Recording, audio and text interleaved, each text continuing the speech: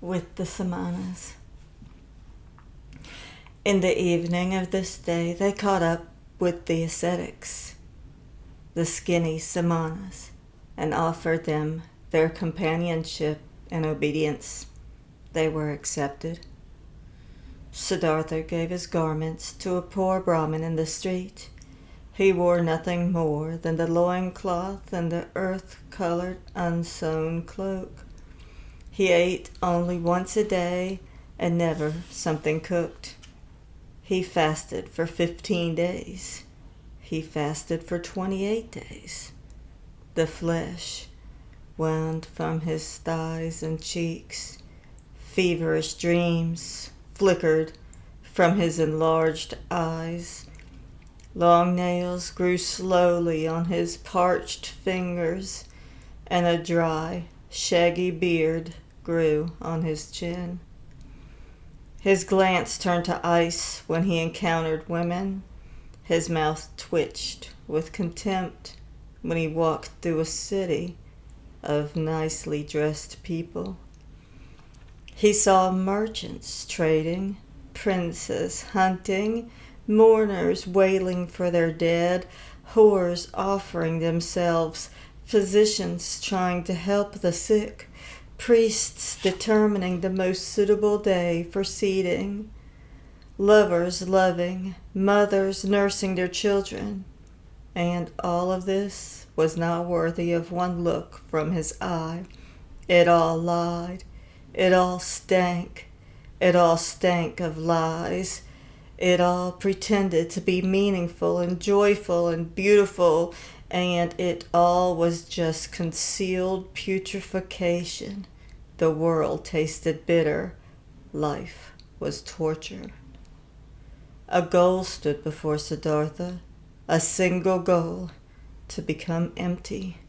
Empty of thirst, empty of wishing, empty of dreams, empty of joy and sorrow, dead to himself, not to be a self anymore, to find tranquility with an emptied herd, to be open to miracles and unselfish thoughts. That was his goal.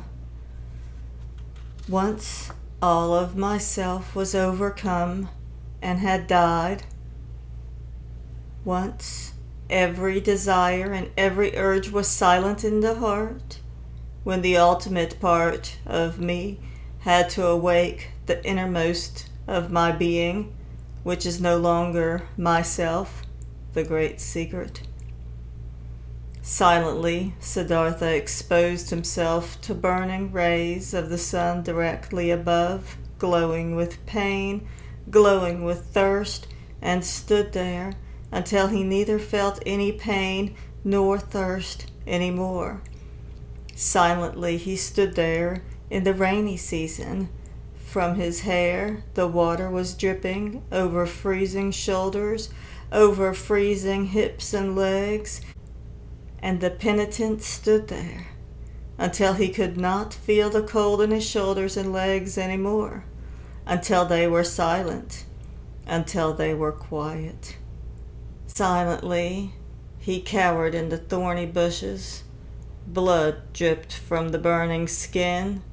From the festering wounds dripped pus, and Siddhartha stayed motionless, until no blood flowed anymore, until nothing stung anymore, until nothing burned anymore.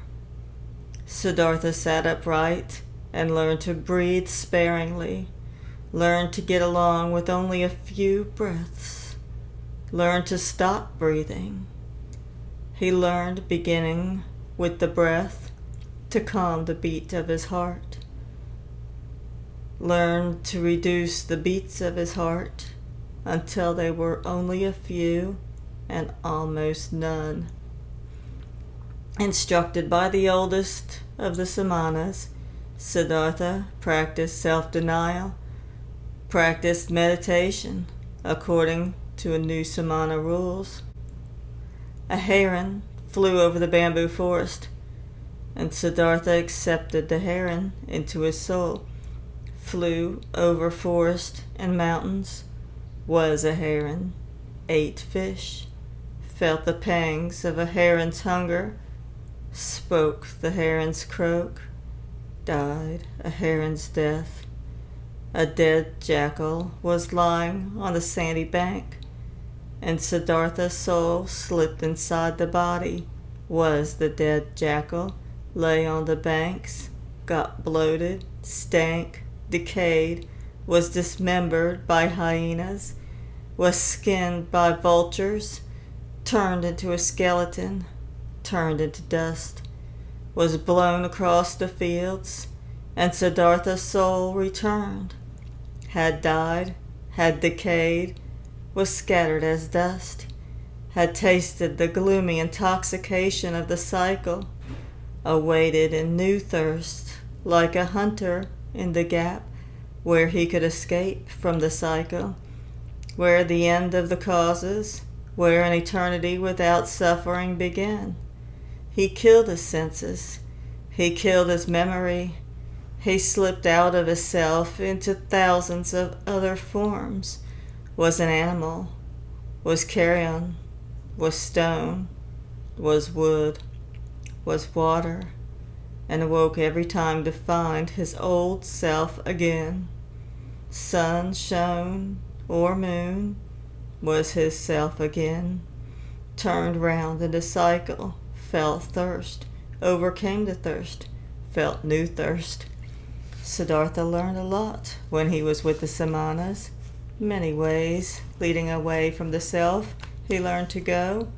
He went the way of self-denial by means of pain, through voluntary suffering and overcoming pain, hunger, thirst, tiredness.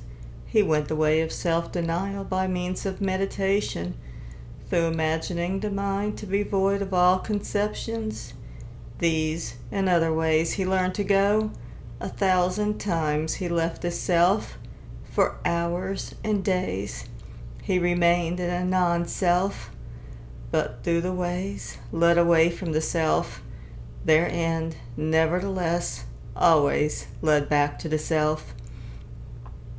Though Siddhartha fled from the self 1,000 times, stayed in nothingness, stayed in the animal, in the stone, the return was inevitable, inescapable, was the hour when he found himself back in the sunshine or in the moonlight, in the shade or in the rain, and was once again his self, and Siddhartha, and again felt the agony of the cycle which had been forced upon him.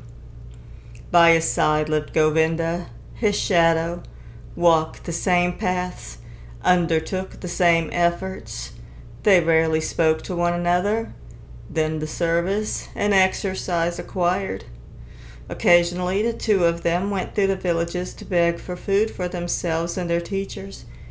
"How do you think, Govinda," Siddhartha spoke one day while begging this way, "how do you think did we progress? Did we reach any goals?" Govinda answered, "We have learned, and we will continue learning. You'll be a great samana, Siddhartha. Quickly you've learned every exercise. Often the old samanas have admired you. One day you'll be a holy man, O Siddhartha." Quoth Siddhartha, "I can't help but feel that it is not like this, my friend. What I've learned, being among the samanas up to this day, this, O Govinda, I could have learned more quickly and by simpler means. In every tavern of that part of town where the whorehouses are, my friend, among carters and gamblers, I could have learned it." Quoth Govinda, "Siddhartha is putting me on. How could you have learned meditation, holding your breath, insensitivity against hunger and pain there among these wretched people?" And Siddhartha said quietly, as if he were talking to himself, "What is meditation? What is leaving one's body? What is fasting? What is holding one's breath? It is fleeing from the self. It is a short escape of the agony of being a self. It is a short numbing of the senses against the pain and the pointlessness of life. The same escape, the same short numbing, is what the driver of an ox cart finds in the inn, drinking a few bowls of rice wine or fermented coconut milk. Then he won't feel his self anymore. Then he won't feel the pains of life anymore. Then he finds a short numbing of the senses. When he falls asleep over his bowl of rice wine, he'll find the same.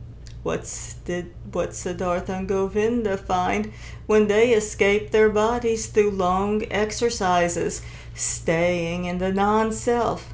This is how it is, O Govinda.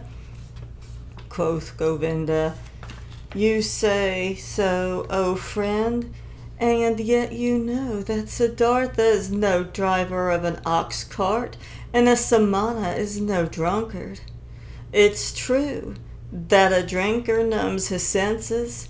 It's true that he briefly escapes, but he'll return from the delusion, finds everything to be unchanged, has not become wiser, has gathered no enlightenment, has not risen several steps.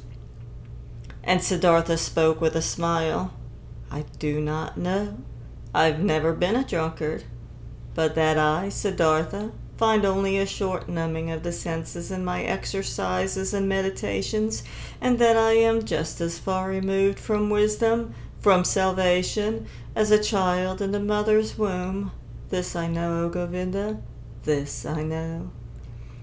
And once again, another time, when Siddhartha left the forest together with Govinda to beg for some food in the village for their brothers and teachers, Siddhartha began to speak and said, What now, O Govinda? Might we be on the right path? Might we get closer to enlightenment? Might we get closer to salvation? Or do we, perhaps, live in a circle? We, who have thought we were escaping the cycle.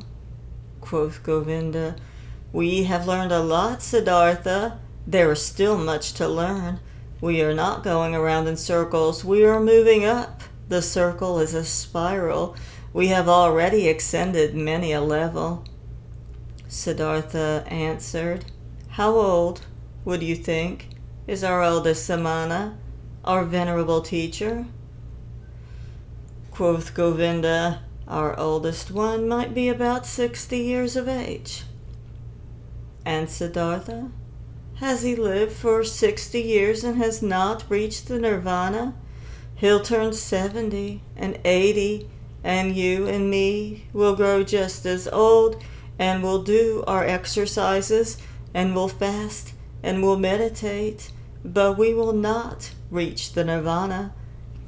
He won't, and we won't, O Govinda. I believe out of all the samanas out there, perhaps not a single one will reach the nirvana. We find comfort, we find numbness, we learn feats to deceive others, but the most important thing, the path of paths, we will not find.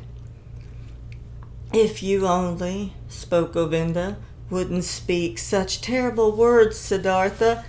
How could it be that among so many learned men, among so many Brahmins, among so many austere and vulnerable samanas, among so many who are searching, so many who are eagerly trying to so many holy men, no one will find the path of paths? But Siddhartha said in a voice which contained just as much sadness as mockery, with a quiet and a slightly sad, a slightly mocking voice, Soon, Govinda, your friend will leave the path of the samanas. He has walked along your side for so long. I'm suffering of thirst, O Govinda, and on this long path of a samana, my thirst has remained as strong as ever. I always thirsted for knowledge. I have always been full of questions.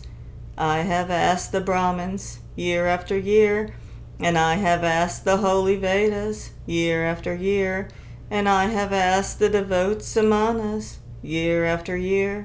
Perhaps, O Govinda, it had been just as well, had been just as smart, and just as profitable if I had asked the horn-billed bird or the chimpanzee. It took me a long time, and I am not finished learning this yet, O Govinda, that there is nothing to be learned. There is indeed no such thing. So I believe, as what we refer to as learning, there is, O my friend, just one knowledge. This is everywhere. This is Atman. This is within me and within you and within every creature. And so I'm starting to believe that this knowledge has no worser enemy than the desire to know it, than learning. At this, Govinda stopped on the path, rose his hands, and spoke. If you, Siddhartha, only would not bother your friend with this kind of talk, truly your words stir up fear in my heart. And just consider what would become of the sanctity of prayer, what of the venerability of the Brahmin's caste, what of the holiness of the Samanas, if it was as you say, if there was no learning. What, O Siddhartha, what would then become of all this? What is holy? What is precious? What is venerable on earth? And Govinda mumbled a verse to himself, a verse from an Upanishad. He who ponderingly of a purified spirit loses himself in meditation of Atman, unexpressible by words, is his blissfulness of his heart. But Siddhartha remained silent. He thought about the words which Govinda had said to him, and thought the words through to their end. Yes, he thought, standing there with his head low, what would remain of all that which seemed to us to be holy? What remains? What can stand the test? And he shook his head. At one time, when the two young men had lived among the Samanas for about 3 years and had shared their exercises, some news, a rumor, a myth reached them after being retold many times. A man had appeared, Gautama by name, the exalted one, the Buddha. He had overcome the sufferings of the world and himself and had halted the cycle of rebirths. He was said to wander through the land, teaching, surrounded by disciples, without possession, without home, without a wife, in the yellow cloak of an ascetic, but with a cheerful brow, a man of bliss, and Brahmins and princes would bow down before him and would become his students. This myth, this rumor, this legend resounded. Its fragrance rose up here and there in the towns. The Brahmins spoke of it, and in the forest the Samanas, again and again, the name of Gautama, the Buddha, reached the ears of the young men, with good and with bad talk, with praise and with defamation. It was as if the plague had broken out in the country, and news had been spreading around that in one or another place there was a man, a wise man, a knowledgeable one, whose word and breath was enough to heal everyone who had been infected with the pestilence. And as such news would go through the land and everyone would talk about it, many would believe, many would doubt, but many would get on their way as soon as possible to seek the wise man, the helper. Just like this myth ran through the land, that fragrant myth of Gautama, the Buddha, the wise man of the family Sakya. He possessed, so the believer said, the highest enlightenment. He remembered his previous lives. He had reached the nirvana and never returned to the cycle, was never again submerged in the murky river of physical forms. Many wonderful and unbelievable things were reported of him. He had performed miracles, had overcome the devil, had spoken to the gods. But his enemies and disbelievers said this Gautama was a vain seducer. He would spend his days in luxury, scorned the offerings, was without learning, and knew neither exercises nor self-castigation. The myth of Buddha sounded sweet. The scent of magic flowed from these reports. After all, the world was sick. Life was hard to bear. And behold, here a source seemed to spring forth. Here a messenger seemed to call out, comforting, mild, full of noble promises. Everywhere the rumor of Buddha was heard. Everywhere the lands of India, the young men listened up, felt a longing, felt a hope. And among the Brahmins, sons of the town and villages, every pilgrim and stranger was welcome. When he brought news of him, the exalted one, the Sakyamuni, the myth, had also reached the Samanas in the forest, and also Siddhartha, and also Gautama, and also Govinda. Slowly, drop by drop, every drop laden with hope, every drop laden with doubt. They rarely talked about it because the oldest one of the Samanas did not like this myth. He had heard that this alleged Buddha used to be an ascetic before and had lived in the forest, but had then turned back to luxury and worldly pleasures, and he had no high opinion of this Gautama.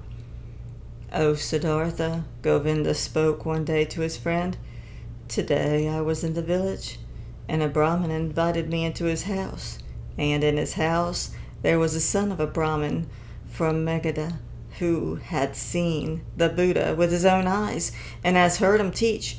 Verily, this made my chest ache when I breathed, and thought to myself, if only I would too, if only we both would too, Siddhartha and me, live to see the hour when we will hear the teachings from the mouth of this perfected man. Speak, friend, wouldn't we want to go there too and listen to the teachings from the Buddha's mouth?" Quoth Siddhartha, "Always, O Govinda, I had thought Govinda would stay with the Samanas. Always I had believed his goal was to live to be 60 and 70 years of age and to keep on practicing those feats and exercises which are becoming a Samana. But behold, I had not known Govinda well enough. I knew little of his heart. So now you, my faithful friend, want to take a new path and go there, where the Buddha spreads his teachings?" Quoth Govinda, "You're mocking me. Mock me if you'd like, Siddhartha. But have you not also developed a desire, an eagerness to hear these teachings? And have you not at one time said to me you would not walk the path of the Samanas for much longer?" At this Siddhartha laughed in his very own manner, in which his voice assumed a touch of sadness and a touch of mockery, and said, "Well, Govinda, you've spoken well. You've remembered correctly. If you only remembered the other thing as well, you've heard from me, which is that I have grown distrustful and tired against teachings and learning, and that my faith in words which are brought to us by teachers is small. But let's do it, my dear. I am willing to listen to these teachings, though in my heart I believe that we've already tasted the best fruit of these teachings." Quoth Govinda, "Your willingness delights my heart. But tell me, how should this be possible? How should the Gautama's teachings, even before we have heard them, have already revealed their best fruit to us?" Quoth Siddhartha, "Let us eat this fruit and wait for the rest, O Govinda. But this fruit, which we already now receive thanks to the Gautama, consisted in him calling us away from the Samanas. Whether he has also other and better things to give us, O friend, let us await with calm hearts. On this very same day, Siddhartha informed the oldest one of the Samanas of his decision that he wanted to leave him. He informed the oldest one with all the courtesy and modesty becoming to a younger one and a student. But the Samana became angry because the two young men wanted to leave him and talked loudly and used crude swear words. Govinda was startled and became embarrassed, but Siddhartha put his mouth close to Govinda's ear and whispered to him, "Now I want to show the old man I've learned something from him."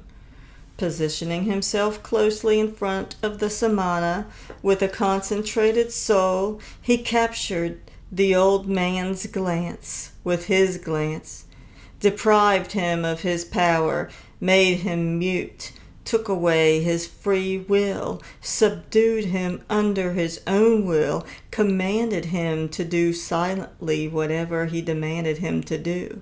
The old man became mute. His eyes became motionless. His will was paralyzed. His arms were hanging down without power. He had fallen victim to Siddhartha's spell, but Siddhartha's thoughts brought the Samana under their control, and he had to carry out what they commanded, and thus the old man made several bows, performed gestures of blessing, spoke stammeringly a godly wish for a good journey, and the young men returned with the bows with thanks, returned the wish, sent on their way with salutations. On the way, Govinda said, "O Siddhartha, you have learned more from the Samanas than I knew. It is hard. It is very hard to cast a spell on an old Samana. Truly, if you had stayed there, you would soon have learned to walk on water." "I do not seek to walk on water," said Siddhartha. "Let old Samanas be content with such feats."